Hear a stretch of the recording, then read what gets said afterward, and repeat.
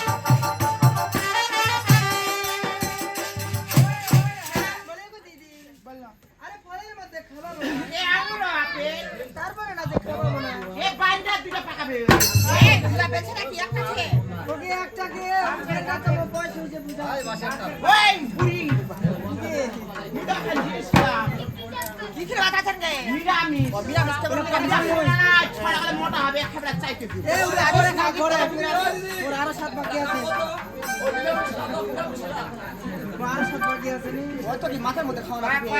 খাওয়া না মাথার মধ্যে কি খাওয়া মানে শুনবো না আরে বাচ্চা